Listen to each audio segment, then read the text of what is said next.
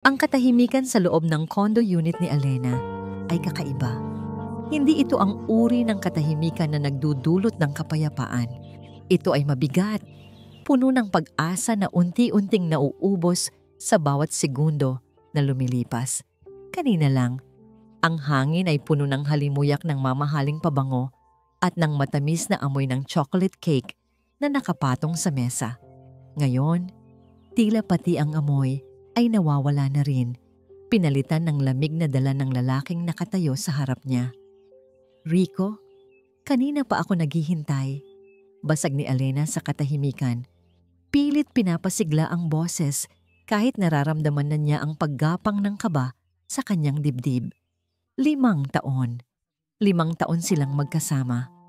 At ngayong gabi, ang kanilang ika-5 anibersaryo na siya ring kanyang ika-30 kaarawan ay ang gabing pinapangarap niya. Ang gabing inensayo niya sa harap ng salamin kung paano sasabihin ang matamis na oo. Pero ang Rico na dumating ay hindi ang Rico na inaasahan niya. Wala itong dalang bulaklak. Ang suot nito ay ang scrub suit pa rin na gamit sa ospital, amoy antiseptiko, at ang mga mata nito, ang mga matang dati ay puno ng paghanga sa kanya, ay umiiwas ng tingin. "Pasensya na, Alena. Na-late ako. Maraming pasyente," sabi ni Rico. Ang boses ay patag. Walang emosyon. Napalunok si Alena. Sinubukan niyang hawakan ang braso nito pero bahagyang umiwas si Rico. Doon na nagsimulang manlamig ang kanyang mga kamay. "Ayos ka lang ba? May problema ba sa ospital?" Tanong niya. Hinahanap ang anumang paliwanag para sa kakaibang kilos nito. Tiningnan siya ni Rico. Sa wakas, tumingin ito ng diretso sa kanyang mga mata. At sa isang iglap, mas gugustuhin pa pala niyang manatili itong umiiwas. Ang lamig sa mga matang yon ay tumagos hanggang sa kanyang kaluluwa. "Alena, kailangan nating mag-usap." Ang mga salitang yon, ang pamilyar na simula ng bawat pagtatapos. "Tungkol saan, Rico? Nakahanda na ang lahat. Tingnan mo." Itinuro niya ang lamesa na pinaghirapan niyang ayusin. Ang wine glasses, ang kandila, ang pagkain na in-order niya mula sa paborito nilang restaurant. "Naghihintay na lang tayo." "Hindi ako magtatagal," sabi ni Rico. Hindi pinansin ang mga itinuro niya. "Umupo ka muna, please." Hindi sumunod si Alena. Nanatili siyang nakatayo. Ang kanyang mga paa ay tila nakapako sa sahig. Alam niya na kapag umupo siya, inaamin niyang may mali. "Ano ba to, Rico? Pinapakaba mo ako." Huminga ng malalim si Rico. Tila nag-iipon ng lakas. "Hindi ko na kayang patagalin pa to, Alena." "Ang alin?" "Ito. Tayo." Isang salita lang ang lumabas sa bibig ni Alena. "Ano?" "Hindi na kita mahal, Alena." Ang bawat salita ay parang suntok sa sikmura. Napahawak si Alena sa gilid ng mesa para suportahan ang sarili. Ang ingay sa labas ng kalsada ay biglang nawala. Ang tanging naririnig niya ay ang mabilis na pagtibok ng kanyang puso. "Nagbibiro ka ba?"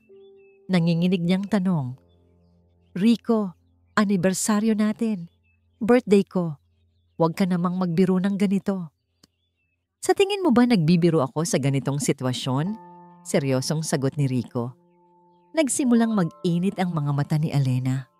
Bakit? Dahil ba sa pagod? Dahil ba sa stress sa trabaho?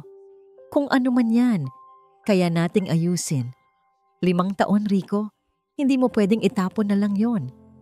Umiling si Rico. "Matagal ko nang pinag-isipan to. Hindi na talaga gumagana. Sinubukan ko pero wala na." "May iba ba?" Tanong ni Alena.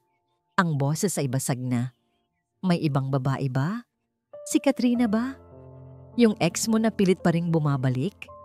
Ito na ang pinakamasakit na senaryo na naiisip niya. Ang mapalitan ng ibang babae. Pero ang sagot ni Rico ay mas malala pa sa kanyang pinakamasamang bangungot. Tumiwi ang labi ni Rico. Tila may pait. "Sana nga ganoon lang kadali, Alena. Sana babae na lang." Napakunot ang noo ni Alena. Hindi niya maintindihan ang ibig sabihin nito. Anong sinasabi mo? May mahal na akong iba. Pag-amin ni Rico. Naghintay si Elena na dugtungan nito ang pangalan ng babae. Pero iba ang lumabas sa bibig nito. Isang lalaki. Natahimik ang buong paligid. Paulit-ulit na umikot sa isip ni Elena ang salitang lalaki. Sinubukan niyang iproseso ang impormasyon.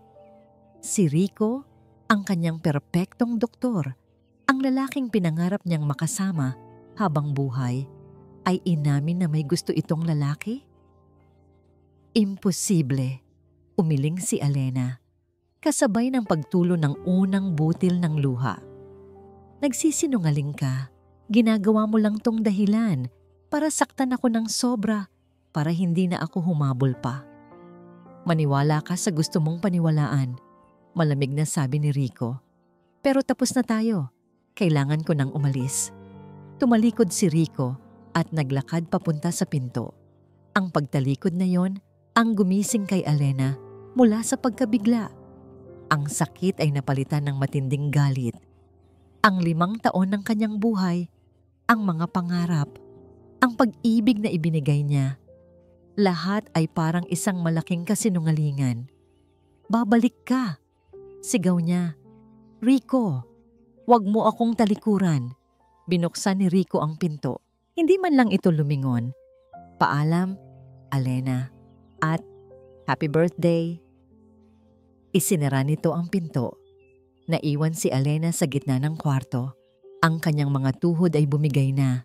Napaluhod siya sa sahig. Ang mga hikbi na kanina pa niya pinipigilan ay humagulhol na. Ang kanyang perpektong gabi ay naging impyerno. Ang lalaking akala niya ay ang kanyang the one ay hindi lang siya iniwan, kundi dinurog din ang buong pagkatao niya. Tiningnan niya ang cake sa mesa. Happy 5th anniversary, Rico and Elena. Sa sobrang galit, kinuha niya ang cake at ibinato sa pader. Kumalat ang tsokolate at icing, dumungis sa puting pintura, katulad ng pagkadungis ng kanyang puso. Nang hihina siyang sumandal sa pader, umiiyak habang tinitingnan ng gulo na nilikha niya. Ilang minuto siyang ganoon hanggang sa nag-vibrate ang kanyang cellphone sa ibabaw ng coffee table. Pinunasan niya ang kanyang luha at kinuha ito. Isang mensahe mula sa isang unknown number. Nagdududa niyang binuksan ito. Kung gusto mong makita ang katotohanan, pumunta ka sa rooftop bar ng Grand Hyatt bukas ng gabi. Huwag kang magpapakilala. Magmasid ka lang. Buong araw na binagabag si Elena ng text message mula sa hindi kilalang numero. Ang isang bahagi ng kanyang isip ay nagsasabing, isa lamang itong masamang biro. Baka isa sa mga kaibigan ni Rico na gustong dagdagan pa ang kanyang pagdurusa. Pero may isang bahagi sa kanya na hindi mapakali. Ang bahaging desperadong naghahanap ng kasagutan. Kahit gaano pa ito kasakit, ang salitang katotohanan ay paulit-ulit na tumatakbo sa kanyang isip. Ano pa bang katotohanan ang kailangan niyang malaman? Hindi pa ba sapat ang sakit na idinulot ng pag-amin ni Rico? Bandang 8:00 ng gabi, natagpuan niya ang sarili na nakatayo sa harap ng kanyang aparador. Pinili niya ang isang simpleng itim na bestida, naglagay ng salamin na may madilim na lente at itinali ang kanyang buhok sa isang simpleng bun. Hindi siya dapat makilala. Hindi niya alam kung ano ang nagtulak sa kanya na pumunta. Siguro ang galit. O siguro ang munting pag-asa na lahat ng ito ay isang pagkakamali lamang. Pagdating niya sa rooftop bar ng Grand Hyatt, agad niyang naramdaman na hindi siya bagay sa lugar na yon. Ang mga tao ay nakabihis, masayang nag-uusap, umiinom ng mamahaling alak. Samantalang siya, naroon, dala-dala ang isang basag na puso at isang kaluluwang puno ng pagdududa.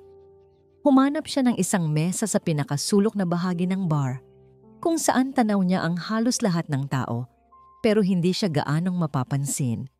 Umorder siya ng isang baso ng tubig para lang hindi siya paalisin ng waiter.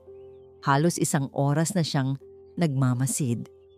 Bawat anino, bawat pagtawa ay pinapansin niya. Nagsisimula na siyang isipin na isa nga itong malaking kalokohan. Aalis na sana siya nang may mahagip ang kanyang mga mata. Sa isang table na medyo malayo sa kanya, nakaupo si Rico. Ang puso ni Alena ay biglang kumabog ng napakabilis. Para siyang nahuling gumagawa ng masama kahit wala naman siyang ginagawa. Agad siyang nagtago sa likod ng malaking halaman na nasa tabi ng kanyang mesa. Pero hindi si Rico ang nakapagpatigil sa kanyang paghinga, kundi ang lalaking kasama nito, si Marco, ang nakababatang kapatid ni Rico. Nakaupo sila sa isang lounge chair, magkatabi. Mula sa kanyang kinatatayuan, kitang-kita niya ang pag-uusap nila. Mukhang seryoso, walang-walang ngiti. Ano ang ginagawa ni Marco dito? At bakit sila magkasama? Doon na nagsimulang mag-ugnay ang mga piraso ng palaisipan sa isip ni Alena. Ang pag-amin ni Rico, ang kapatid nito. Posible ba? Hindi. Hindi maaari. Magkapatid sila. Pinilit niyang alisin ang masamang iniisip. Baka nag-uusap lang sila tungkol sa problema. Baka tinutulungan ni Marco ang kuya niya. Baka. Biglang napahawak si Rico sa kanyang sentido. Tila sumasakit ang ulo. Nakita ni Alena ang pag-aalala sa mukha ni Marco. Lumapit ito kay Rico at kumuha ng tissue mula sa bulsa. Dahan-dahan nitong pinunasan ang noo ni Rico na bahagyang pinagpapawisan. Ang kilos na yon, isang simpleng pagpunas, ay ginawa ni Marco ng may matinding pag-iingat. Puno ng lambing, nanigas si Alena sa kanyang kinatatayuan. Ang eksenang yon ay pamilyar sa kanya.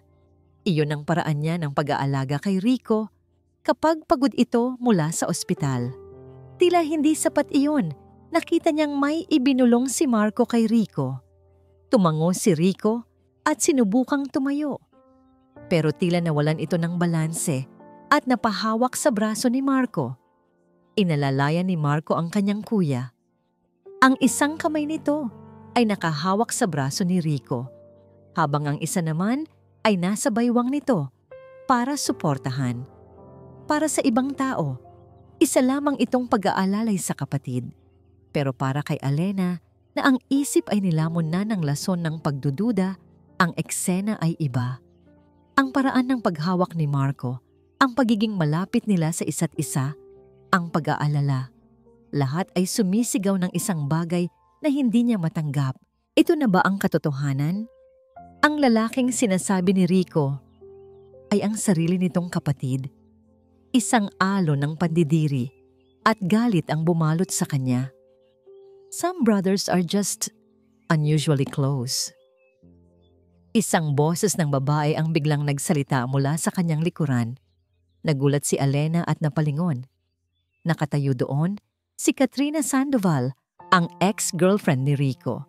Nakataas ang isang kilay nito at may mapanuyang ngiti sa kanyang mga labi habang nakatingin din sa direksyon ng magkapatid. Katrina, tanging nasabi ni Alena. Oh, hi Alena. What a coincidence. Sabi ni Katrina, halatang hindi ito isang pagkakataon. I guess you received a message too? Second best, nakakadiri, di ba? Hindi nakasagot si Alena. Ang pagkumpirma mula kay Katrina ay ang huling patunay na kailangan niya. So, hindi lang siya ang nakakaalam. Naglakad na paalis si Rico at Marco. Hindi napansin ang kanilang presensya. Naiwan si Alena na nakatitig sa daan na tinahak nila. Ang sakit na naramdaman niya kagabi ay wala pa sa kalingkingan ng nararamdaman niya ngayon. Kagabi, ang puso niya ay nabasag. Ngayong gabi, dinurog ito hanggang sa maging abo. Ang pag-ibig na inakala niyang puro at totoo ay isa palang kasuklam-suklam na kasinungalingan. Tumayo si Alena at naglakad palabas ng bar. Hindi na pinansin pa si Katrina. Bawat hakbang niya ay mabigat. Pagdating niya sa kanyang sasakyan, doon niya ibinuhos lahat. Sumigaw siya ng pagkalakas-lakas. Isang sigaw na puno ng sakit, galit at pagkasuklam. Paulit-ulit niyang hinampas ang manibela. Nang mapagod siya, kinuha niya ang kanyang cellphone. Binuksan niya ang gallery Ang mga litrato nila ni Rico, ang mga ngiti, ang mga yakap, ang mga halik. Isa-isa niya itong binura. Bawat tap sa delete button ay isang paraan ng pagbubura sa 5 taon ng kanyang buhay. Delete! Delete! Delete! Hanggang sa isang litrato na lang ang natira. Isang group picture na kuha noong Pasko, kasama ang pamilya Del Rosario. Nasa gitna sila ni Rico, magkayakap. Sa gilid, medyo malayo, ay si Marco. Nakatingin ito sa kanila. O mas tamang sabihin, nakatingin ito sa kanya na may ekspresyon na hindi niya maintindihan noon. Pero ngayon, malinaw na ang lahat. Kinrop niya ang litrato, tinanggal ang lahat maliban sa mukha ni Marco. Tinitigan niya ito. Ang mukha ng lalaking kasabwat sa panlolokong sumira sa kanya. Isang malamig at mapanganib na ideya iyon ang nabuo sa kanyang isipan. Ang mga luha niya ay tumigil sa pagpatak. Ang matinding kalungkutan ay napalitan ng isang bagay na mas madilim. Determinasyon.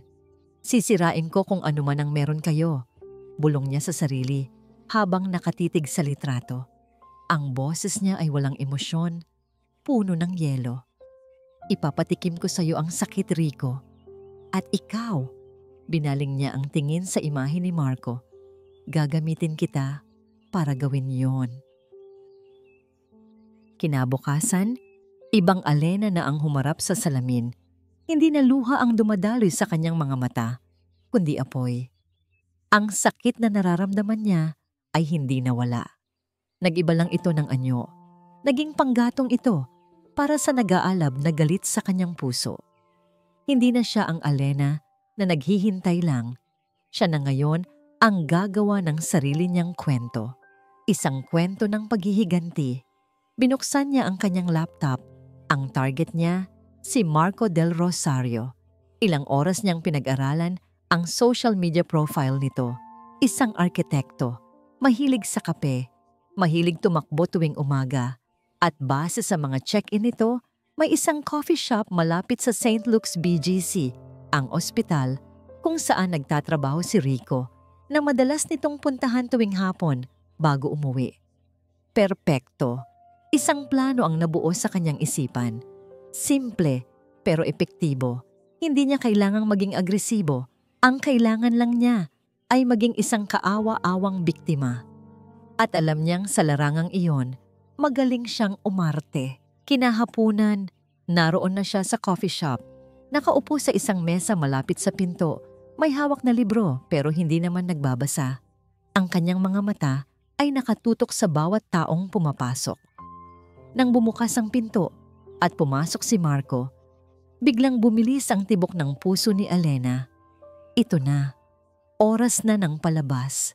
Nagkunwari siyang hindi ito nakita. Hinintay niyang makapila ito at makakuha ng order. Nang papalapit na ito sa direksyon niya para maghanap ng upuan, tumayo siya, tila may kukunin sa counter. Sinigurado niyang magkakasalubong sila sa isang masikip na espasyo. At sa tamang-tamang pagkakataon, sinadya niyang matapilok. Nabuwal siya paharap at ang hawak niyang mainit na kape ay tumapon. Diretso sa dibdib ni Marco. Ay! Sigaw ni Alena. Pinuno ng pagkagulat ang kanyang boses. Miss, okay ka lang? Agad na tanong ni Marco. Hindi ininda ang natapong kape sa kanyang damit. Hinawakan siya nito sa braso para alalayang tumayo. Nako, sorry. Sorry talaga, sabi ni Alena. Nakayuko. Itinatago ang munting ng ngiti ng tagumpay sa kanyang mga labi. Ang tanga-tanga ko. Nabasa tuloy yang damit mo. Kumuha agad ng tissue ang mga staff. Si Marco naman ay nakatingin lang sa kanya, puno ng pag-aalala. Huwag mo akong alalahanin. Ang importante, okay ka. Hindi ka ba napaso? Tanong nito. Doon lang dahan-dahang nag-angat ng tingin si Alena na may ekspresyon ng pagkilala. Marco? Napakunot ang noo ni Marco. Tinitigan siyang mabuti. Alena? Ikaw pala yan. Anong ginagawa mo dito? Dito ako madalas magkape pagkatapos ng trabaho. Pagsisinungaling niya. Pilit niyang pinabasag ang kanyang boses na parang kagagaling lang sa pag-iyak. Pasensya na talaga sa damit mo. Babayaran ko na lang ang laundry. Huwag mo nang isipin yon. Tubig lang to. Samahan na lang kitang umupo. Alok ni Marco habang inaalalayan pa rin siya. Nang makaupo sila sa mesa ni Elena, doon na niya sinimulan ang ikalawang bahagi ng kanyang plano. Pasensya na talaga. Lutang yata ang isip ko ngayon, sabi niya habang nakatingin sa labas ng bintana. May problema ba? Malumanay na tanong ni Marco. Huminga ng malalim si Elena. Ito na ang pagkakataon niya. Kagabi lang kasi, nakipaghiwalay sa akin ang boyfriend ko. Nakita niya ang pagbabago sa ekspresyon ni Marco, pagkagulat at awa. 5 taon din kami. Dugtong ni Elena, pinipiga ang emosyon para maging kapani-paniwala. Hindi ko alam kung saan ako nagkamali. Hindi nagsalita si Marco. Nakikinig lang ito na may matinding simpatya sa kanyang mga mata. Hook, line, and sinker. Sorry, hindi ko dapat to sinasabi sa'yo. Nakakahiya. Nagkita lang tayo para tapunan kita ng kape, sabi ni Elena. Sabay tawa ng mapait. Huwag mong sabihin yan, sabi ni Marco. Walang may gusto sa nangyari. Kung kailangan mo ng kausap, nandito lang ako. Ang mga salitang iyon, galing sa kapatid ng lalaking dumurog sa kanya. Napakasarap pakinggan, ngunit para kay Elena, ito ay tunog ng isang bitag na nagsasara. Salamat, Marco. Pero kailangan ko na sigurong umuwi, sabi niya. Tumatayo. Kailangan niyang iwan itong bitin. Teka, Elena, pigil ni Marco. Pwede ko bang makuha ang number mo? Para lang kumustahin ka, kung okay lang sa'yo. Nagkunwari siyang nag-alinlangan, pero sa loob-loob niya ay nagdiriwang na siya. Sige. Inabot niya ang kanyang cellphone. Pagkatapos isave ni Marco ang numero nito, nagpaalam na sila sa isa't isa. Habang naglalakad si Marco palabas ng coffee shop, nanatiling nakatalikod si Elena. Ngunit nang marinig na niya ang pagsara ng pinto, isang malamig na ngiti ang sumilay sa kanyang mga labi. Tiningnan niya ang pangalan sa kanyang contact list. Marco Del Rosario. Ilang minuto ang lumipas, nag-vibrate ang kanyang cellphone. Isang mensahe galing kay Marco. Kumain ka na ba? Kung okay lang sa'yo, sabay tayo mag-dinner. Napangisi si Elena. Mas mabilis kaysa sa inaasahan niya. Nagsimula siya niyang mag-type ng isasagot. Nagsisimula pa lang ang laro, Marco. At sa larong ito, sisiguraduhin kong pareho kayong matatalo ng kuya mo. Hindi mapigil ni Marco ang munting namanangiti sa kanyang mga labi habang binabasa muli ang text message ni Elena. Sige, saan tayo? 2 salita lang. Pero para kay Marco, ang 2 salitang iyon ay parang isang pangako ng isang bagay na matagal na niyang pinapangarap. Mula pa noong unang araw na dinala siya ni Rico sa bahay nila para ipakilala, alam na ni Marco na may kakaiba kay Elena. Hindi lang siya maganda, may liwanag sa kanyang mga mata, isang klase ng sigla na nakakahawa. Sa tuwing ngumingiti ito, parang tumitigil ang mundo niya. Naalala pa niya ang eksaktong araw na yon. Nakaupo sila sa hardin, nagtatawanan. Si Rico, ang kanyang magaling at perpektong kuya, ay buong pagmamalaking ipinakikilala si Elena sa kanilang mga magulang. Siya naman, si Marco ay nasa isang sulok lang. Tahimik na pinagmamasdan ng babaeng sa isang iglap ay umagaw sa atensyon ng lahat, pati na rin ng puso niya. Alam niyang mali. Girlfriend siya ng kuya niya, kaya itinago niya ang nararamdaman sa pinakamalalim na bahagi ng kanyang puso. Sa loob ng 5 taon, naging anino lang siya, ang mabait na kapatid, ang laging nandyan para suportahan sila. Habang sa loob-loob niya, unti-unti siyang dinudurog ng isang pag-ibig na bawal. Kaya nang sabihin ni Rico, ang plano nito, ang planong saktan si Elena para palayain ito, halos sumabog ang dibdib ni Marco sa pagtutol. Kuya, hindi tama to. Pakiusap niya kay Rico sa telepono kaninang umaga lang bago siya pumasok sa trabaho. Sabihin mo na lang sa kanya ang totoo. Maiintindihan ka niya. Lalabanan niyo to ng magkasama. Narinig niya ang mahinang pag-ubo ni Rico sa kabilang linya. Hindi mo naiintindihan, Marco. Kapag nalaman niya, hindi niya ako iiwan. Sasamahan niya ako hanggang sa huli. At ayokong makita niya akong nagiging gulay. Ayokong ang huling alaala niya sa akin ay isang kahabag-habag na lalaki. Mas gugustuhin ko pang kamuhian niya ako. Pero kuya, Marco, nakikiusap ako. Ipinangako mo, tutulungan mo ako. Bahagi ka ng plano. Maring sabi ni Rico. Napapikit si Marco. Oo, bahagi siya ng plano. Siya ang gaganap na lalaki sa kasinungalingan ni Rico. Ang pag-aalaga niya sa kuya niya sa bar kagabi ay sinadya para may makakakita. Pero hindi niya inasahan na si Alena mismo ang makakakita noon. At lalong hindi niya inasahan na lalapitan siya nito. Para kay Marco, ito ay tadhana. Isang baluktot at masakit na tadhana. Sa restaurant, nauna siyang dumating. Hindi siya mapakali sa kanyang upuan. Paulit-ulit niyang inaayos ang kanyang damit. Nang pumasok si Alena sa pinto, natigilan si Marco. Kahit sa simpleng suot nito, nangingibabaw pa rin ang ganda niya. Pero may kulang. Wala na ang dating liwanag sa kanyang mga mata. Napalitan ito ng isang malalim na kalungkutan. At dahil doon, mas lalo lang siyang gustong protektahan ni Marco. Kanina ka pa? Tanong ni Alena, umuupo sa harap niya. Hindi naman, kararating ko lang din. Sagot ni Marco. Okay ka na ba? Isang mapait na nangiti ang isinagot ni Alena. Sinusubukan. Buong gabi silang nag-usap. O mas tamang sabihin, si Alena ang nagsalita at siya ang nakinig. Ikinuwento ni Alena ang sakit ng pag-iwan sa kanya, pero ni minsan ay hindi niya binanggit ang pangalan ni Rico. Sa bawat salita, nararamdaman ni Marco ang bigat ng kasalanang dinadala niya. Gusto niyang sumigaw. Gusto niyang sabihin ang totoo. Pero nakatali siya sa isang pangako. Napansin niyang sunod-sunod ang pag-inom ni Alena ng wine. Alena, dahan-dahan lang. Paalala niya. Bakit? Para ano? Para maramdaman ko pa rin tong sakit? Mapait nitong sagot. Sabay tungga sa laman ng kanyang kopita. Gusto ko lang makalimot, Marco. Kahit ngayong gabi lang.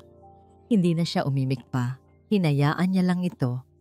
Nang matapos ang hapunan, halatang lasing na si Alena. Hindi na ito makalakad ng diretsyo. Ihahatid na kita. Alok niya. Hindi tumanggi si Alena. Inalalayan niya ito hanggang sa sasakyan. Sa loob ng kotse, tahimik lang ito, nakasandal sa bintana. Akala ni Marco ay tulog na ito. Pero nang makarating sila sa tapat ng kondo nito, bigla itong nagsalita. Salamat sa pagsama sa akin ni Marco. Walang anuman, sagot niya. Pinatay niya ang makina at bumaba para pagbuksan ito ng pinto. Inalalayan niya ito hanggang sa harap ng pinto ng unit nito. Nang mahanap ni Alena ang susi at mabuksan ang pinto, hinarap siya nito. Sige Alena, magpahinga ka na. Tatawagan na lang kita bukas, sabi ni Marco. Handa nang tumalikod. Ito ang tamang gawin, ang maging isang maginoo. Pero bago pa siya makahakbang, naramdaman niya ang kamay ni Alena na humawak sa kanyang braso. Mahigpit, desperado. Marco, teka, sabi nito. Ang boses ay nanginginig. Humarap siya. Nakita niya ang mga luha na namumuo sa mga mata nito. Bakit? Hinila siya ni Alena palapit. Ang kanilang mga mukha ay ilang pulgada na lang ang layo. Amoy alak ang hininga nito. Pero hindi iyon ang napansin ni Marco, kundi ang sakit sa mga mata nito. Huwag mo akong iwan. Please, bulong ni Alena. Ang bawat salita ay parang isang pakiusap na hindi kayang tanggihan ni Marco. At bago pa siya makapag-isip, ginawa na ni Alena ang isang bagay na sumira sa lahat ng pader na itinayo niya sa kanyang puso. Hinalikan siya nito. Sa simula, nagulat si Marco. Nanigas siya. Pero ang lambot ng mga labi ni Elena, ang init ng katawan nito, ang hikbi na narinig niya sa pagitan ng kanilang mga halik. Lahat ng yon ay gumising sa damdamin na matagal na niyang itinatago. Tinugon niya ang halik, puno ng pananabik, puno ng pag-ibig na sa wakas ay nailalabas na. Nagising si Elena dahil sa sinag ng araw na tumatama sa kanyang mukha. Dahan-dahan niyang iminulat ang kanyang mga mata at agad na naramdaman ang matinding sakit ng ulo. Hangover. Sumandal siya sa headboard ng kama at napahawak sa kanyang sentido. Anong nangyari kagabi? Ang huli niyang natatandaan ay ang pag-inom niya ng maraming wine sa restaurant kasama si Marco. Napalingon siya sa kabilang bahagi ng kama, bakante. Pero lukot ang kumot at may bakas ng ulo sa kabilang unan. Doon na bumalik lahat sa kanyang alaala na parang isang mabilis na pelikula. Ang paghatid sa kanya ni Marco, ang desperadong paghila niya rito, ang halik, ang mga sumunod na nangyari sa loob ng kwartong ito. Isang alon ng matinding pagkasuklam sa sarili ang bumalot kay Elena. Anong ginawa ko? Bulong niya sa sarili. Oo, ito ang plano. Ang akitin si Marco, ang gamitin siya. Pero hindi niya inasahan na ganito ang mararamdaman niya pagkatapos. Walang tagumpay, walang kasiyahan, tanging isang pakiramdam na dinungisan niya ang sarili niyang pagkatao. Nagmamadali siyang tumayo. Kailangan niyang umalis bago pa magising si Marco. Kailangan niyang takasan ang kahihiyang ito. Pero huli na. Pagbukas niya ng pinto ng kwarto, nakita niya si Marco sa kusina.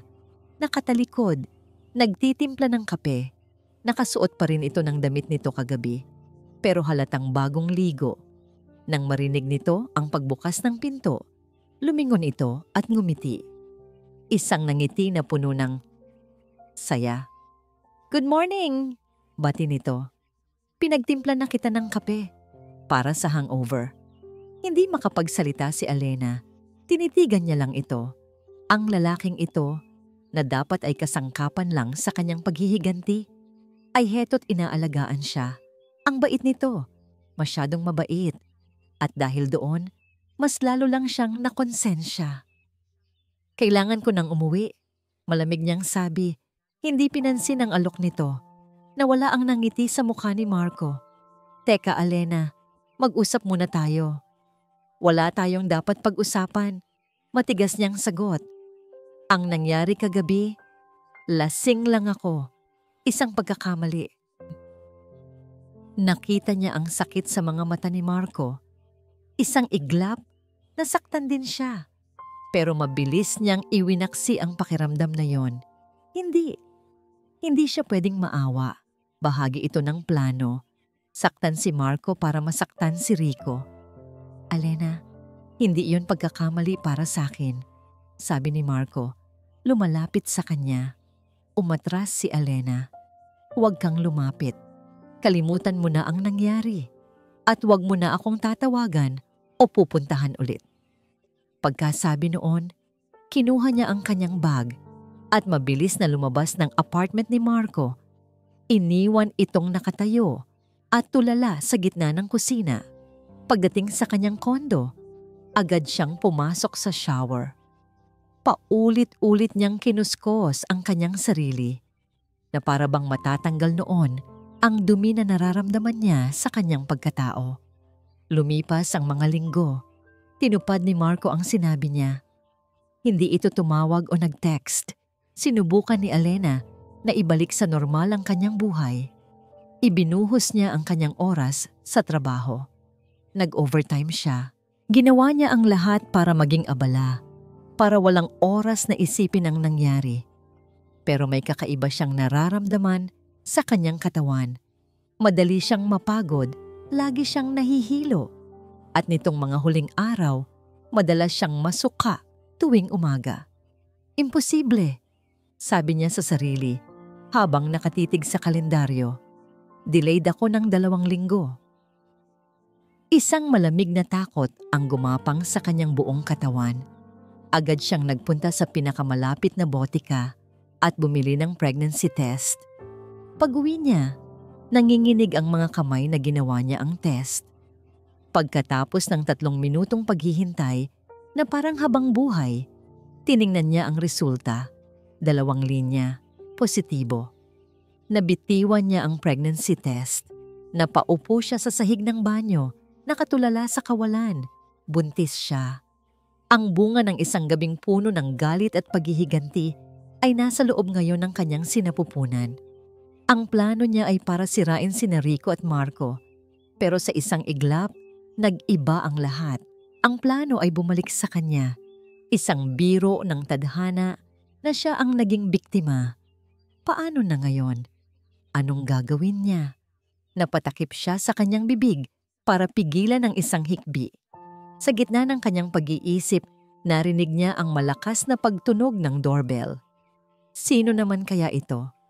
Dahan-dahan siyang tumayo, pinunasan ang kanyang mga luha at naglakad papunta sa pinto. Pagsilip niya sa peephole, nanlaki ang kanyang mga mata. Si Marco. Nanginginig niyang binuksan ang pinto. Nakatayo si Marco sa labas. Ang muka ay puno ng pag-aalala. Alena, kailangan nating mag-usap. Bakit mo ako iniiwasan? Nakatitig lang si Alena sa kanya. Ang lalaking nasa harap niya. Ang ama ng dinadala niya. Ang kanyang mundo ay gumuho na. Nakatayo si Marco sa labas ng pinto. Ang dibdib niya ay puno ng pinaghalong kaba at determinasyon. Ilang linggo niyang pinigilan ang sarili. Iginagalang niya ang hiling ni Alena na layuan siya. Pero hindi niya na kaya. Hindi niya kayang isipin na nag-iisa si Alena at nasasaktan. Pero ang babaeng nagbukas ng pinto ay iba sa inaasahan niya. Maputla si Alena. Ang kanyang mga mata ay namumugto na para bang kagagaling lang sa matinding pag-iyak. Alena, anong nangyari? Ayos ka lang ba? Tanong niya, puno ng pag-aalala. Hindi sumagot si Alena. Tumingin lang ito sa kanya. Ang mga mata ay puno ng gulat, takot, at galit. Anong ginagawa mo dito? Malamig na tanong ni Alena. Sinabi ko na sa'yong huwag ka nang magpapakita sa akin. Hindi ko kaya, Alena. Seryosong sagot ni Marco. Nag-aalala ako sa'yo. Pagkatapos ng gabing yun. Walang gabing yun. Putol ni Alena. Tumaas ang boses. Isang pagkakamali iyon na gusto ko nang kalimutan. Pagkakamali para sa'yo, pero hindi para sa akin, giit ni Marco. Mahalaga sa akin ang nangyari, Alena. Mahalaga ka sa akin. Isang mapait na tawa ang kumawala sa bibig ni Alena. Mahalaga? O baka naman laro lang din to para sa'yo? Kayo ng kuya mo, pareho lang kayo. Mga manloloko. Napakunot ang noo ni Marco.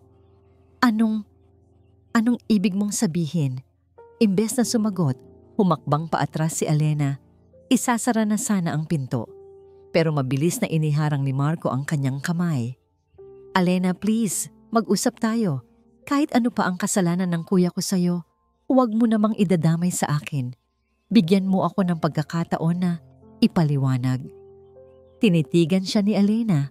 Ang dibdib ay umaalon sa tindi ng emosyon. Tila may isang digmaan na nangyayari sa loob niya. Pagkatapos ng ilang segundong katahimikan, sumuko ito. Pumasok ka, sabi niya. Ang boses ay pagod na. Pumasok si Marco sa kondo. Ang dating masiglang lugar ay tila nababalot ngayon ng lungkot. Umupo siya sa sofa. Si Alena naman ay nanatiling nakatayo, nakatalikod sa kanya, nakatingin sa bintana. Alena, kung ano man ang iniisip mo sa akin, sana pakinggan mo muna ako. Panimula ni Marco. Matagal na kitang gusto. Bago pa man kayo maghiwalay ni kuya. Hindi lumingon si Alena. Ang gabing yun, pagpapatuloy ni Marco, ay hindi lang basta isang gabi para sa akin. Iyon ang gabing pinangarap ko, kahit alam kong mali. Dahan-dahang humarap si Alena. May mga luha na namang dumadaloy sa kanyang mga pisngi. At sa isang iglap, ang galit sa mga mata nito ay napalitan ng purong desperasyon. Kung ganoon, Nanginginig niyang sabi, "Paano mo ngayon haharapin ang bunga ng pangarap mo?" Hindi naintindihan ni Marco. Anong bunga? Huminga ng malalim si Elena. Tila nag-iipon ng lahat ng natitirang lakas niya. At pagkatapos, binitiwan niya ang mga salitang babago sa buhay nilang dalawa magpakailanman. "Buntis ako, Marco." Natigilan si Marco. Ang buong mundo niya ay tumigil sa pag-ikot. Paulit-ulit na umalingaw-ngaw sa kanyang isipan ang salitang buntis. Tiningnan niya si Elena. Ang namumutla nitong mukha. Ang mga luhang hindi tumitigil. Ang kamay nitong nakahawak sa tiyan. Hindi siya nagduda. Naramdaman niya sa kaibuturan ng kanyang puso na totoo ang sinasabi nito. Inaasahan ni Elena na magagalit si Marco. Na itatanggi nito ang bata. Natatalikuran siya nito. Katulad ng ginawa ni Rico. Naghanda na siya sa pinakamasakit na mga salita. Pero iba ang ginawa ni Marco. Dahan-dahan itong tumayo mula sa sofa. Lumakad ito palapit sa kanya. Akala ni Elena ay aalis na ito. Pero huminto ito sa mismong harap niya. At pagkatapos, lumuhod ito. Nagulat si Elena. Tumingala si Marco sa kanya. Ang mga mata nito ay puno ng isang emosyon na hindi niya inaasahan. Hindi galit, hindi takot, kundi kagalakan. Hinawakan ni Marco ang kanyang mga kamay. Malamig ang mga kamay ni Elena, pero ang mga kamay ni Marco ay mainit. "Totoo ba yan, Elena?" Tanong ni Marco. Ang boses ay basag, puno ng emosyon. Tumangulang si Elena, hindi makapagsalita. Isang malawak na ngiti ang sumilay sa mga labi ni Marco. May mga luha ring namuo sa kanyang mga mata. "Magkakaanak tayo?" Muling tumango si Elena. "Elena," sabi ni Marco. Hinigpitan ng hawak sa kanyang mga kamay. "Huwag kang matakot. Nandito ako. Hindi kita iiwan. Hindi ko kayo iiwan." Tumingin ito ng diretso sa kanyang mga mata. Ang bawat salita ay puno ng sinseridad. "Pananagutan kita, Elena. Pananagutan ko ang anak natin. Pakakasalan kita." Natulala si Elena. Pakakasalan? Ito ba ay isang panaginip? Ang lalaking akala niya ay bahagi ng kanyang bangungot ay inaalok siya ngayon ng isang pangarap. Ang buong plano niya ng paghihiganti ay gumuho sa isang iglap. Ang galit na itinayo niya sa paligid ng kanyang puso ay nagsimulang magkabitak-bitak dahil sa hindi niya inaasahang reaksyon ni Marco. Nalilito siya, naguguluhan. Habang pinoproseso niya ang lahat, biglang nag-ring ang kanyang cellphone na nasa ibabaw ng mesa. Pareho silang napatingin doon. Nakasulat sa screen ang pangalan ng tumatawag, Katrina. Bago pa man makagalaw si Elena, kinuha ni Marco ang cellphone at inabot sa kanya. "Sagutin mo. Baka importante." Nanginginig na sinagot ni Elena ang tawag at inilagay sa speaker mode. "Hello? Elena. My dear, I have news." Masiglang boses ni Katrina ang narinig niya. "I think you deserve to know. Rico is getting engaged. His family is throwing a party for them this Saturday. Finally! Matagal na rin nilang plano yan." Ang bawat salita ni Katrina ay parang gasolinang ibinuhos sa nagbabagang galit ni Elena na akala niya ay humupa na. Engaged? Party? So habang siya ay nandito, nagdurusa at naguguluhan sa bunga ng kanilang panloloko, si Rico ay masayang-masaya na at magpapakasal na? Napatingin siya kay Marco na ngayon ay gulat na gulat din sa narinig. Ang lahat ng kabaitan ni Marco, ang alok ng kasal, isa na namang malaking kasinungalingan, isa na namang palabas, ibinaba niya ang tawag.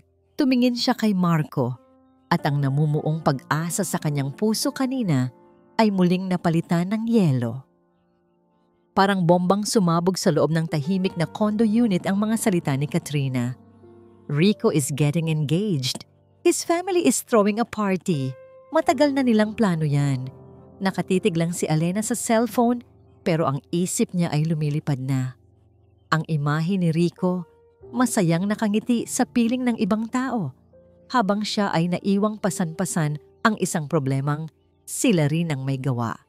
Ang munting pag-asa na itinanim ni Marco sa kanyang puso, ilang minuto lang ang nakalipas, ay biglang nalanta at namatay.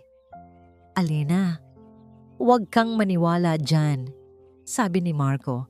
Ang boses ay puno ng pagmamadali. "Hindi totoo yan. Si Katrina, nagsisinungaling lang yan." Tumingin si Alena kay Marco. Ang lalaking nakaluhod pa rin sa harap niya. Ang mga mata nito ay puno ng pag-aalala.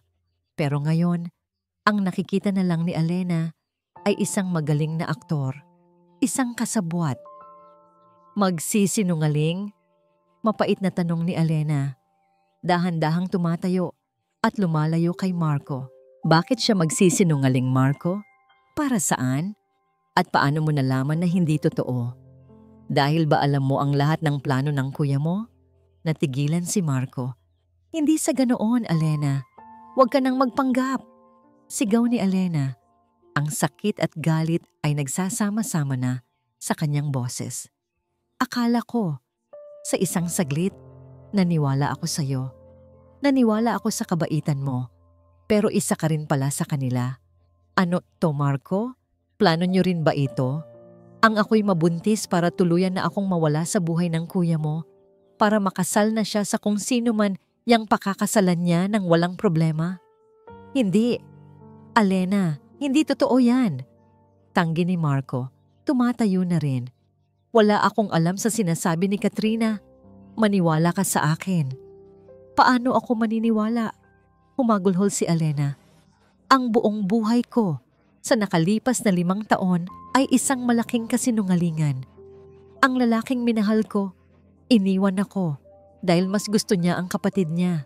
At ang kapatid niya, heto ngayon sa harap ko, nag-aalok ng kasal para pagtakpan ang lahat ng dumi niyo." Bawat salita ni Alena ay parang punyal na tumatarak sa puso ni Marco.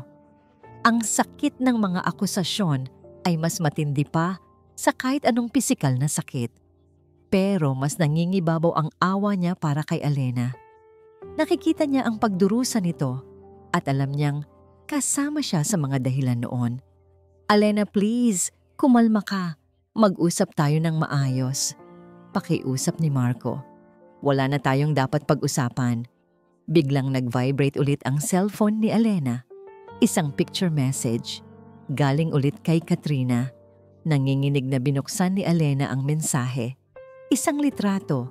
Si Rico at Katrina magkatabi sa isang sofa, masayang nakangiti sa camera. Si Rico ay may hawak na kupita ng wine. Mukha itong masaya, malusog, normal. Sa ilalim ng litrato, may caption. "See, his fiancé is an old friend. Me, pinag-usapan na to ng pamilya namin noon pa. You were just a distraction, I guess. Sorry, not sorry." Iyon na ang huling patak na nagpaapaw sa kanyang pasensya. Ang lahat ng rason, ang lahat ng pagtitimpi ay nawala. Ang tanging natira ay ang purong galit. Ipinakita niya ang litrato kay Marco. "Ipaliwanag mo to." Sigaw niya.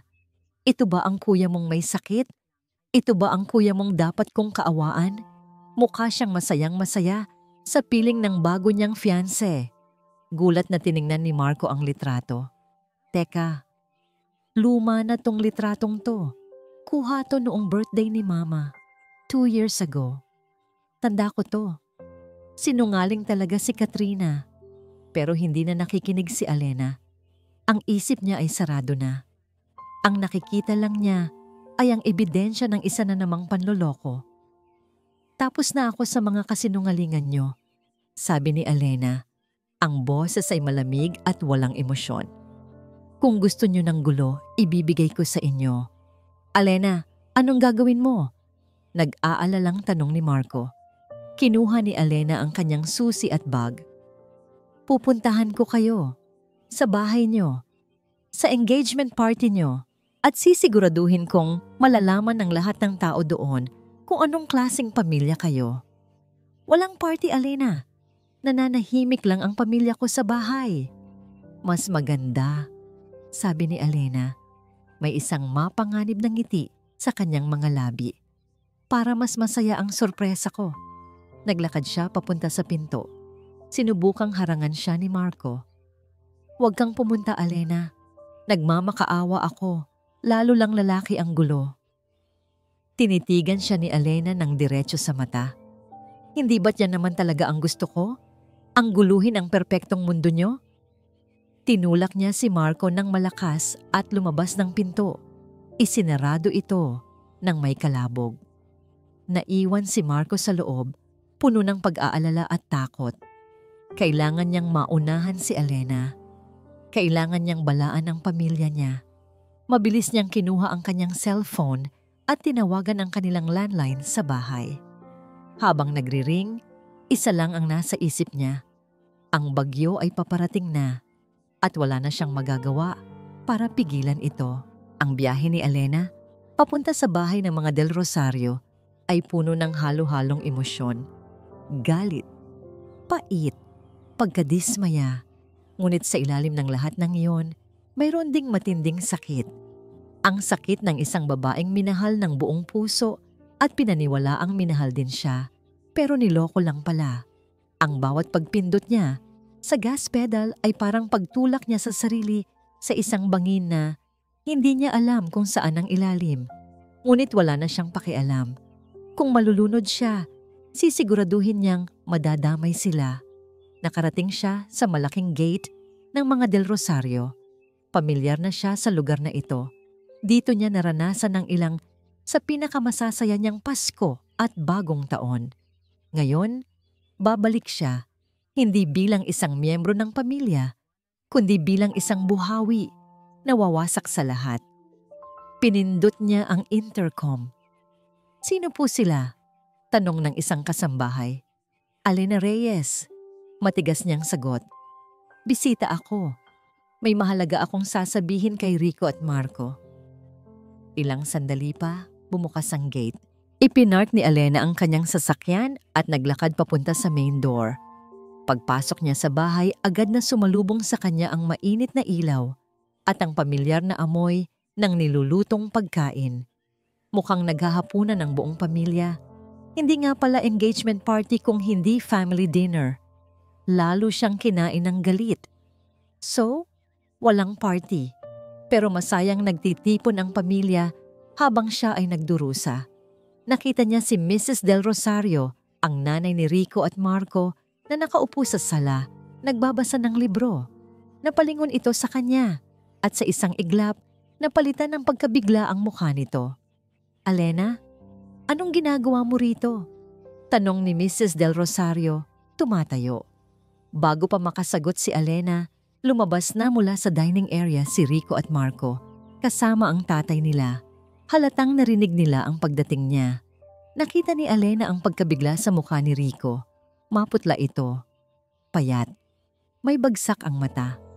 Ngunit sa isip ni Alena, isa lamang itong pagpapanggap. "Alena," sabi ni Rico. Ang boses ay mahina. Hindi pinansin ni Alena si Rico. Ang kanyang mga mata ay lumipat kay Marco. Naglakad ito papunta sa kanya. Ang mga mata ay puno ng pag-aalala. "Alena, anong ginagawa mo dito? Bakit ka sumugod?" tanong ni Marco. Hinawakan siya sa braso. Ngunit inalis ni Alena ang kanyang braso. "Sumugod? Hindi ako sumusugod, Marco. Dumating ako para sabihin ang katotohanan. Ang katotohanan na matagal ninyong itinago." Lumingon si Alena kay Rico. Ang mga mata ay nanlilisik.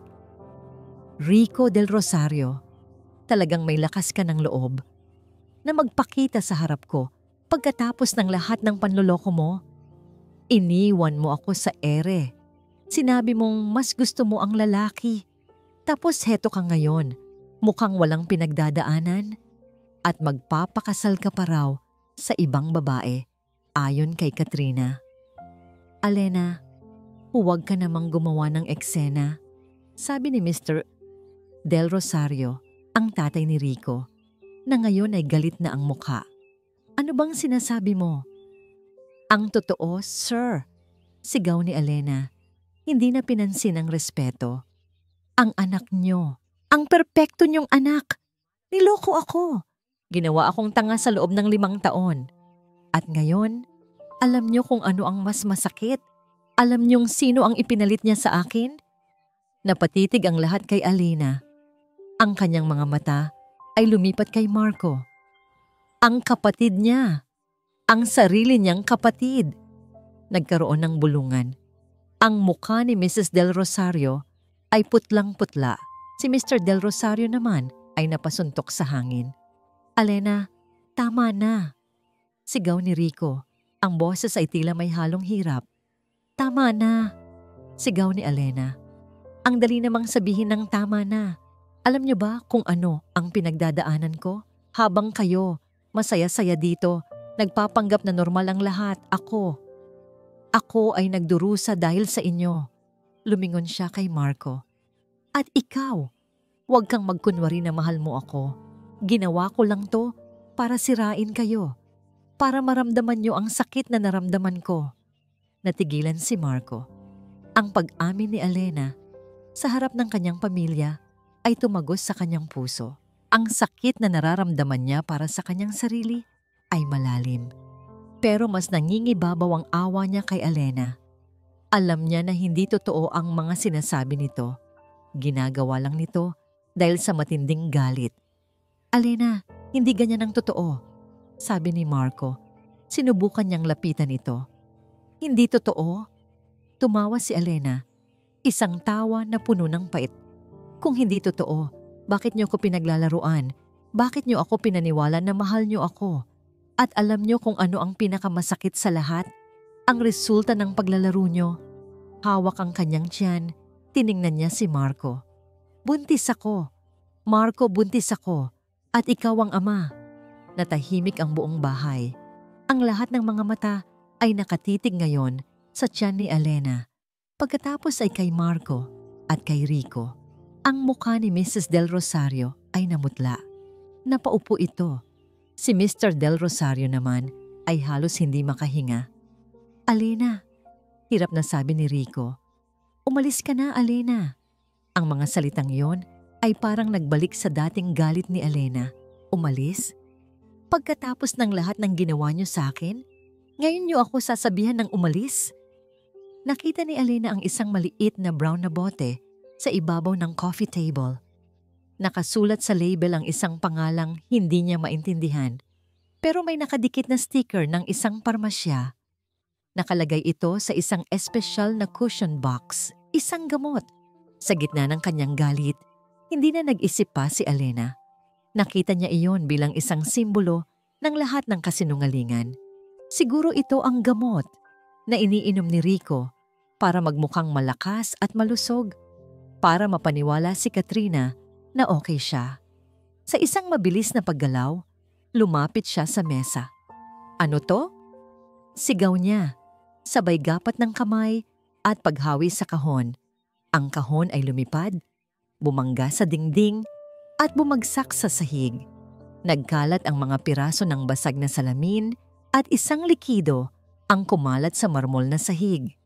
Gamot para sa sakit ng kasinungalingan mo? Sa sandaling iyon, may narinig siyang isang sigaw. Hindi. At kasabay noon, nakita niya si Rico. Napahawak ito sa kanyang ulo. Isang matinding ubo ang kumawala sa bibig nito. At pagkatapos, unti-unti itong bumagsak sa sahig. Walang malay. Ang sigaw ni Alena ay umalingaw-ngaw sa buong bahay. Kasunod noon, ang paglipad ng maliit na kahon. Nandoon si Marco, ilang hakbang lang ang layo. Nakikita ang lahat sa slow motion. Ang paglipad ng kahon, ang pagtama nito sa dingding, ang marupok na tunog ng salamin na nabasag. Hindi! Sigaw ni Marco. Agad siyang sumugod. Ang tanging nasa isip niya ay ang boteng nasa loob ng kahon. Ang huling pag-asa ng kanyang kuya. Pero huli na. Nang bumagsak ang kahon sa sahig, nakita niya ang maliliit na piraso ng basag na bote at ang likido na kumakalat sa malamig na marmol. Ang kulay nito ay tila ginto. Kumikinang sa ilaw, ngunit para kay Marco, ito ay parang dugo na lumalatay. sa kanyang puso.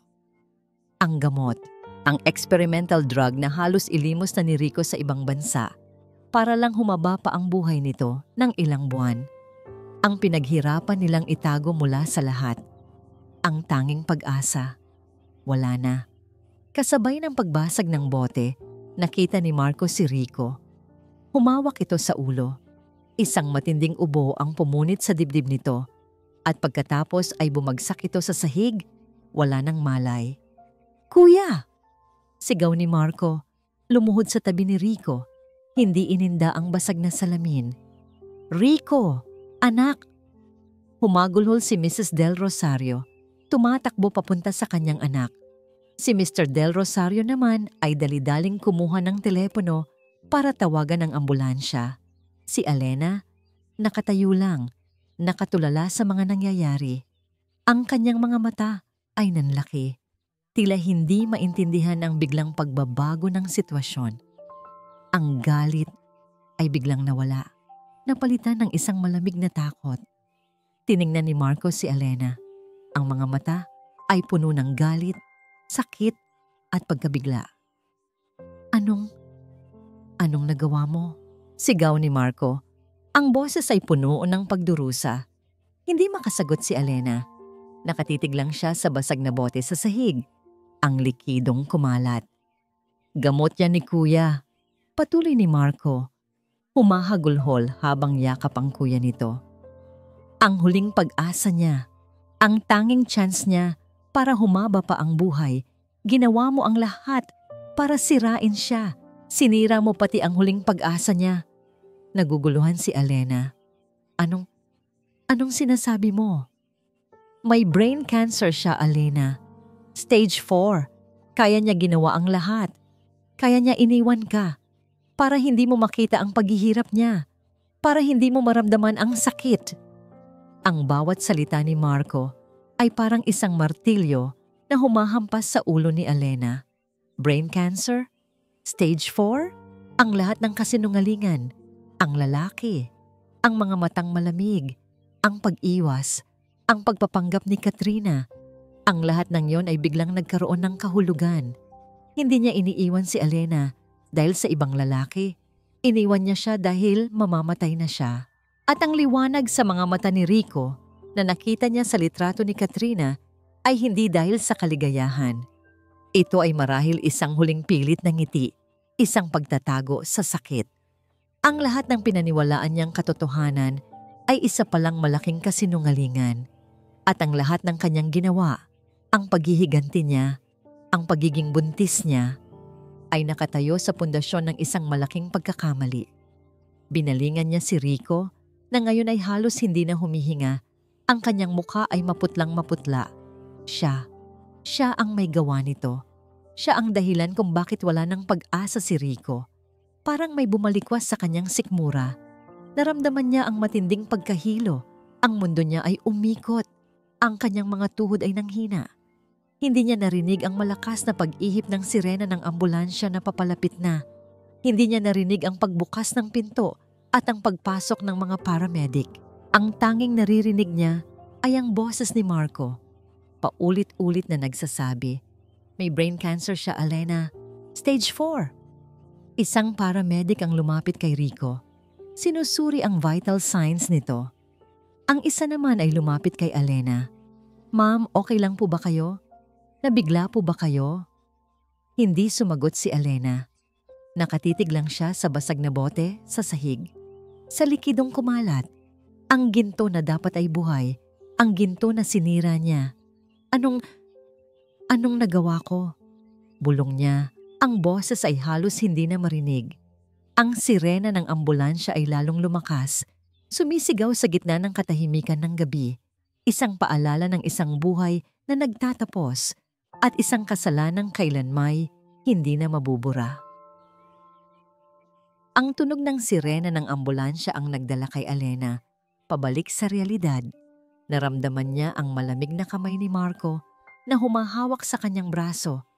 Ang mga mata nito ay puno ng halo-halong galit, pagkabigla at takot. "Dali! Sa ospital!" Sigaw ng isang paramedic. habang mabilis nilang isinasakay si Rico sa stretcher. Tulala pa rin si Elena. Ang kanyang buong pagkatao ay nababalot ng matinding kaba at pagkabigla. Ang mga salita ni Marco ay paulit-ulit na umuukit sa kanyang isipan. Brain cancer. Stage 4. Sumakay sila sa sasakyan ni Marco kasama ang magulang ni Rico patungo sa ospital. Ang buong biyahe ay tahimik, ngunit ang katahimikan na yon ay mas mabigat pa sa anumang ingay. Walang boses na nagsasalita, ngunit ang bawat tingin na ipinupukol ni Mrs. Del Rosario kay Elena ay parang isang matalim na punyal. Pagdating sa St. Luke's, agad na isinugod si Rico sa emergency room.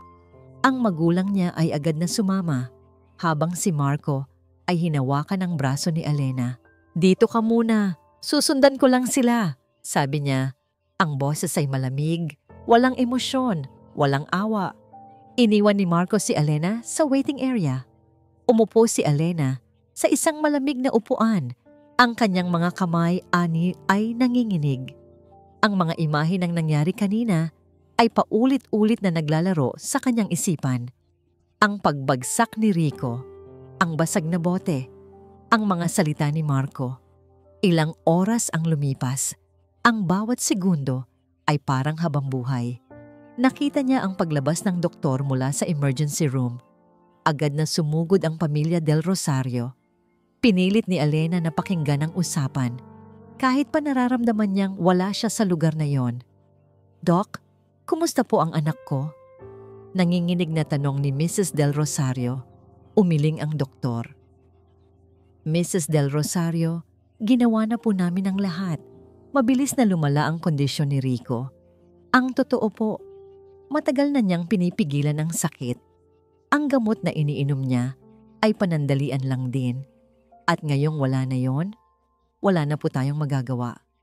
"Hindi. Doc, please!" humagulhol si Mrs. Del Rosario. Ang brain cancer niya ay nasa terminal stage na po.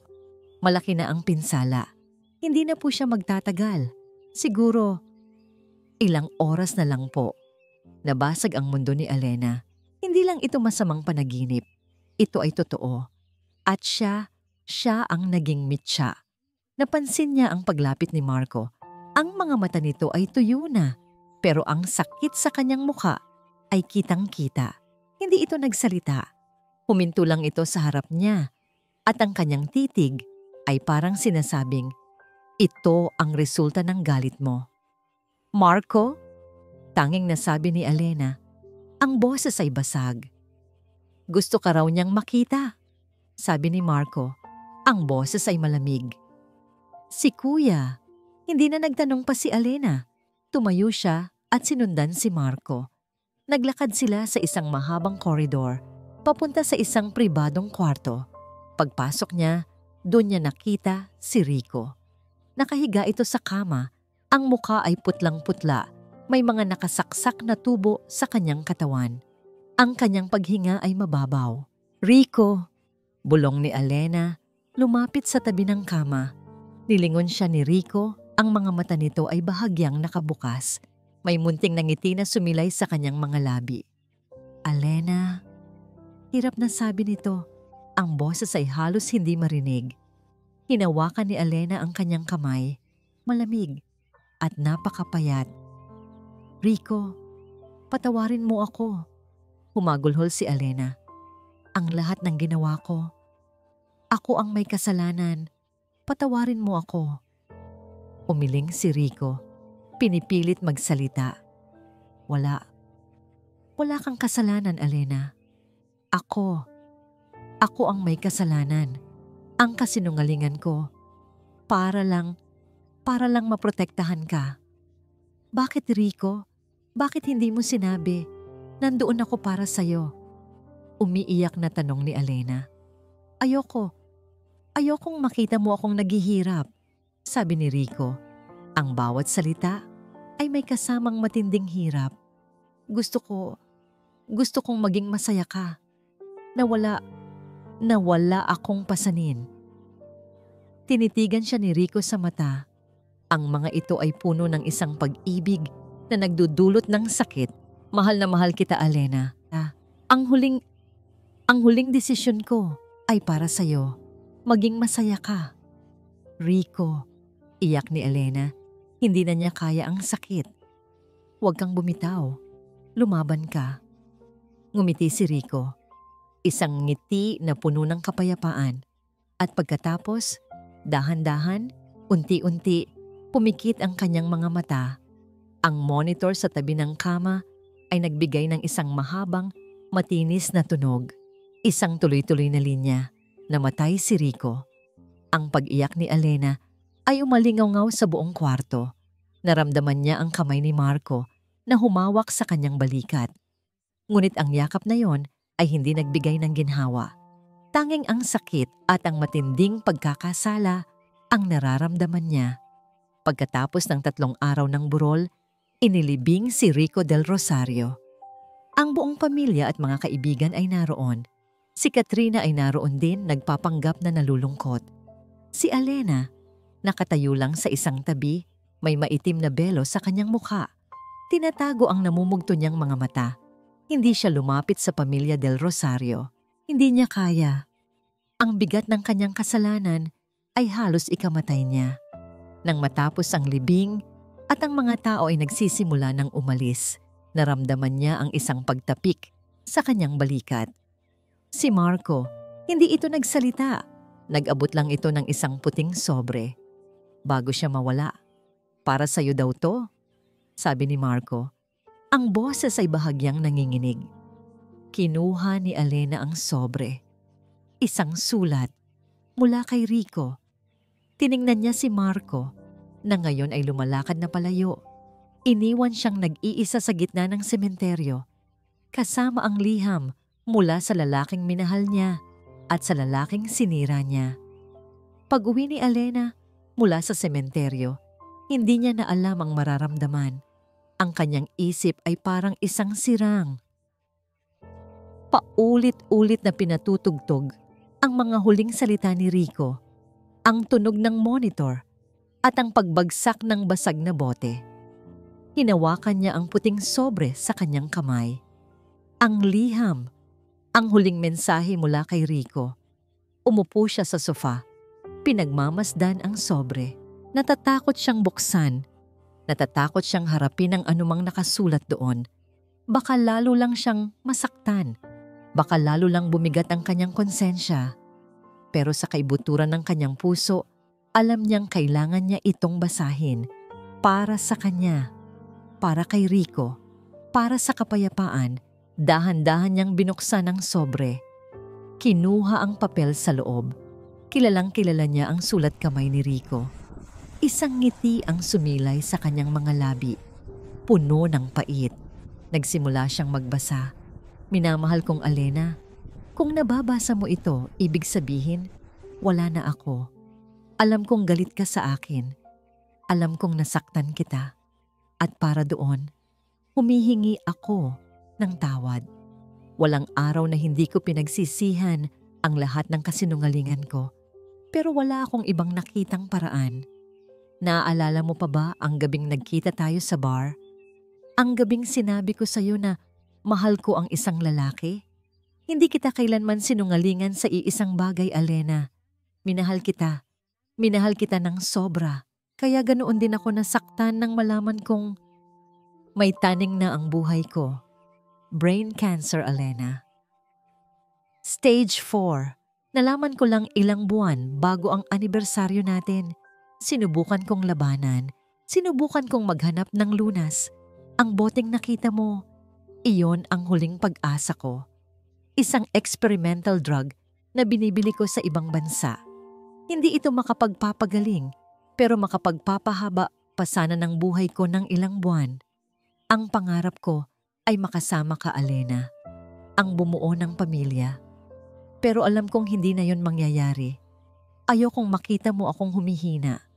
Ayokong ang huling alaala mo sa akin ay isang Rico na nanghihina, kalbo at umaasa sa mga gamot. Mas gugustuhin ko pang kamuhian mo ako kaysa kaawaan. Ang lahat ng ginawa ko, ang panloloko, ang pagpapanggap ay para lang palayain ka. Para magalit ka sa akin para madali mo akong kalimutan at makahanap ka ng bagong simula. Isang simula na hindi mabibigatan ng sakit ko. Alam kong hindi madali tanggapin, pero kailangan mong malaman na minahal kita, Alena, buong puso. At ang desisyon kong iwan ka ay ang pinakamasakit na desisyon sa buong buhay ko. Tungkol naman kay Marco, alam kong galit ka sa kanya, pero hindi niya kasalanan. Wala siyang ginawa kundi sundin ang hiling ko. Siya lang ang pinagkatiwalaan ko sa sikretong ito. At alam ko, Alena, na may lihim siyang pagtingin sa'yo. Matagal na. Nakita ko yon sa mga mata niya, sa paraan niya ng pagtingin sa'yo. Nagtitiwala ako sa kanya, Alena. Sana bigyan mo siya ng pagkakataon. Alam kong mamahalin ka niya at aalagaan ang magiging anak mo higit pa sa kaya kong gawin. Maging masaya ka, Alena. Ito ang huling hiling ko. Maghanap ka ng kapayapaan, maghanap ka ng pagmamahal, at sana, sa bandang huli, mapatawad mo ako. At sana, mapatawad mo rin ang sarili mo. Nagmamahal, nabitawan ni Alena ang liham. Hindi na niya kaya ang sakit. Ang lahat ng galit na naramdaman niya ay unti-unting napalitan ng isang matinding awa. Awa para kay Rico, awa para sa kanyang sarili, at awa para kay Marco. Nagkamali siya. Sobrang laki ng pagkakamali niya. Ang lahat ng kanyang paghihiganti ay nakatayo sa isang maling akala. Rico, bulong niya, humahagulhol. Patawarin mo ako. Patawarin mo ako. Nanghihina siyang napaupo sa sahig. Ang kanyang mga hikbi ay pumupunit sa katahimikan ng kwarto. Habang umiiyak, naramdaman niya ang isang init sa kanyang tiyan. Ang kanyang kamay ay kusang napunta doon. Ang anak niya, ang bunga ng kanyang pagkakamali. Ngunit ngayon, hindi na niya ito nakikita bilang isang pagkakamali. Nakikita niya ito bilang isang koneksyon. Isang tulay sa pagitan ng nakaraan at ng hinaharap. Isang paalala ng sakit. Oo, pero isa ring paalala ng pag-asa. Napakasakit, napakalungkot. Ngunit sa gitna ng lahat ng ito, may isang munting pag-unawa ang umusbong. Ang pag-unawa na ang pag-ibig ni Rico ay totoo. Ang pag-unawa na ang kanyang sakripisyo ay dulot ng pagmamahal. Biglang may kumatok sa pinto. Alena, ikaw ba yan? Boses ni Marco. Hindi sumagot si Alena. Patuloy lang siya sa pag-iyak. Ilang sandali pa, bumukas ang pinto. Pumasok si Marco. Nakita niya si Alena na nakaupo sa sahig, umiiyak. Ang liham ni Rico ay nasa tabi niya. Lumapit si Marco. Dahan-dahan. Umupo siya sa tabi ni Alena. Hindi nagsalita. Hindi nagtanong. Hinayaan niya lang itong umiyak. Pagkatapos ng ilang minuto, inabot niya ang kanyang kamay at dahan-dahang hinaplos ang likod ni Alena. Doon lang nagsalita si Alena sa pagitan ng kanyang mga hikbi. Alam mo ba? Alam mo ba ang lahat ng ito, Marco? Tumango si Marco. Ang kanyang mga mata ay puno ng lungkot. Alam ko, kaya ko sinubukan kang pigilan. Kaya ko siya inalalayan sa bar para maprotektahan ang sikreto niya. At para protektahan ka. Umiyak si Alena ng mas malakas. Anong ginawa ko? Sinira ko ang huling pag-asa niya. Hindi mo kasalanan, Alena. Malumanay na sabi ni Marco. Hindi ka niya sinisisi. Ang gusto niya lang ay maging masaya ka. Naramdaman ni Alena ang init ng yakap ni Marco. Isang yakap na hindi naghuhusga. Isang yakap na puno ng pag-unawa. At sa sandaling iyon, sa loob ng yakap na iyon, naramdaman ni Alena ang isang munting kapayapaan. Naramdaman niya ang kamay ni Marco na gumapang sa kanyang tiyan. Hinahaplos ito ng may pagmamahal. Tiningnan niya si Marco. Ang mga mata nito ay puno ng pag-asa. Hindi ko alam kung paano magsisimula ulit, sabi ni Alena. Ang boses ay pagod na. Nginisihan siya ni Marco. Isang ngiti na puno ng pangako. Hindi ka nag-iisa, Alena. Hindi ka na nag-iisa. Magsisimula tayo ng magkasama. Isang taon ang lumipas. Ang amoy ng bagong lutong kape at ang maingay na tawanan ng isang sanggol ang gumising kay Alena. Hindi na ito ang kondo na puno ng lungkot, kundi isang bahay na puno ng buhay. Ang kanyang nakaraan ay nasa likod na niya at ang kanyang hinaharap ay sumisikat na parang araw. Bumangon siya mula sa kama, inayos ang kanyang buhok at naglakad papunta sa kusina. Nakita niya si Marco na hawak-hawak ang kanilang anak, si Ricardo, na ngayon ay halos 1 taong gulang na. Naglalaway ito habang pilit na inaabot ang kutsara sa kamay ng kanyang ama. "Good morning, Mama!" Bati ni Marco. Ang kanyang mga mata ay nagniningning habang nakatingin kay Alena. "Good morning, Papa!" sagot ni Alena at hinalikan ang noo ni Marco bago kinuha si Ricardo. Ang kanilang anak, Ricardo. Pinangalanan nila ito bilang pag-alala kay Rico. Isang pangalan na nagpapaalala sa kanila ng isang nakaraan na puno ng sakit. Ngunit isa ring paalala ng pag-ibig na nagbunga ng isang bagong simula. Matapos ang libing ni Rico, dumaan si Alena sa isang mahabang proseso ng paggaling. Ang mga salita sa liham ni Rico at ang walang sawang pagmamahal at suporta ni Marco ang naging sandigan niya. Hindi madali. Araw-araw, nilalabanan niya ang pakiramdam ng pagkakasala. Ngunit unti-unti, natutunan niyang patawarin ang kanyang sarili. Natutunan niyang tanggapin na ang kanyang mga aksyon ay dulot ng matinding sakit at ang pagmamahal niya kay Rico ay totoo. Hindi nagtagal, ikinasal si Alena at Marco sa isang simple at pribadong seremonya. Walang malaking pagdiriwang.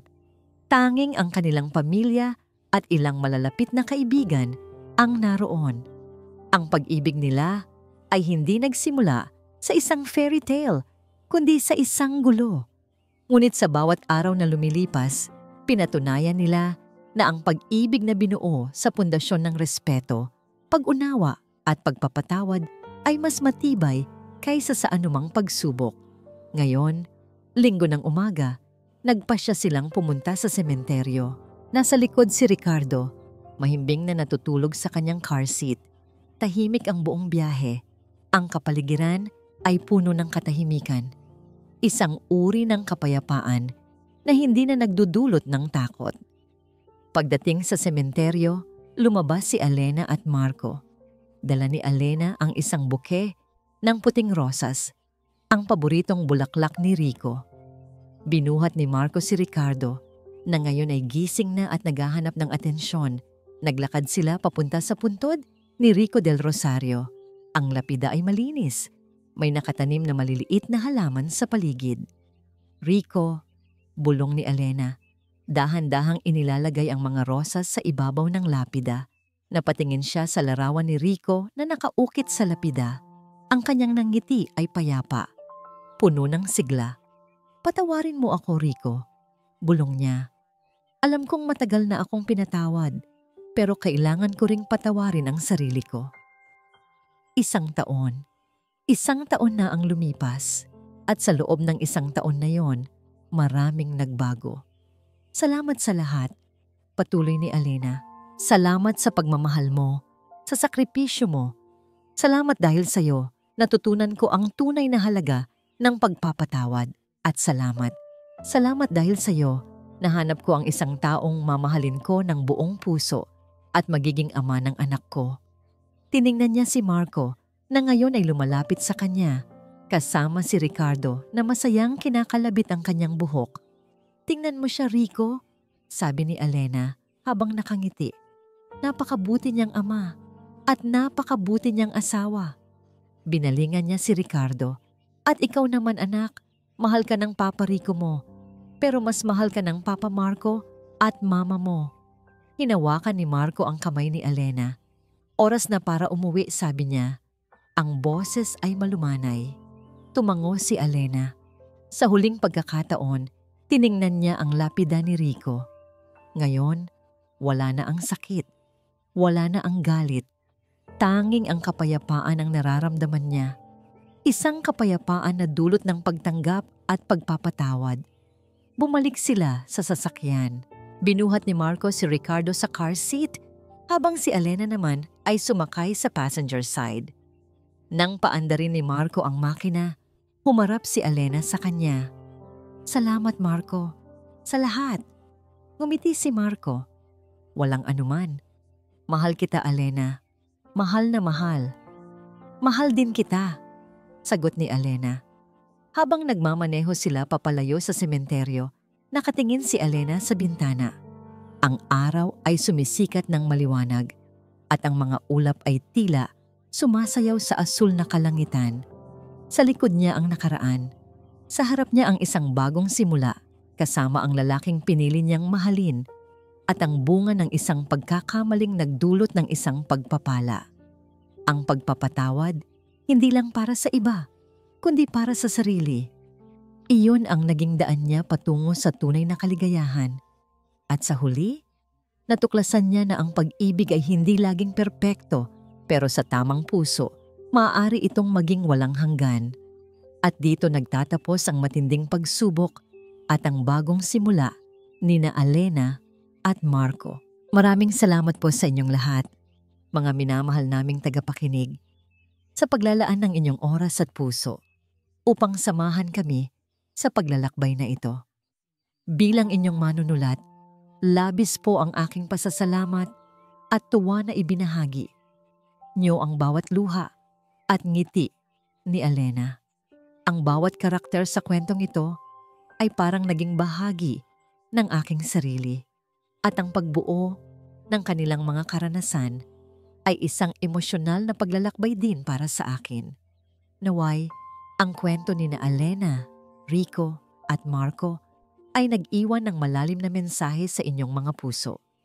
Ito ay paalala na ang pag-ibig, bagamat puno ng hamon at minsan ay nagkakamali, ay laging nagtatagumpay sa huli, lalo na kung sinasamahan ng pag-unawa at pagpapatawad. Tandaan natin na ang tunay na lakas ay hindi lang sa pagmamahal sa iba, kundi pati na rin sa pagpapatawad sa ating sarili at sa pagbibigay ng pangalawang pagkakataon sa buhay at sa pag-ibig. Kahit sa pinakamadilim na sandali, laging may pag-asa para sa isang bagong simula. Ngayon na natapos na ang ating task, ang ating kwento, nais po naming marinig ang inyong mga saloobin at damdamin. Ano po ang pinakamahalagang aral na nakuha nyo? Anong bahagi ang pinakanakaugnay sa inyo? Mangyaring ibahagi po ang inyong mga komento sa ibaba. Ang inyong bawat tugon ay mahalaga sa amin.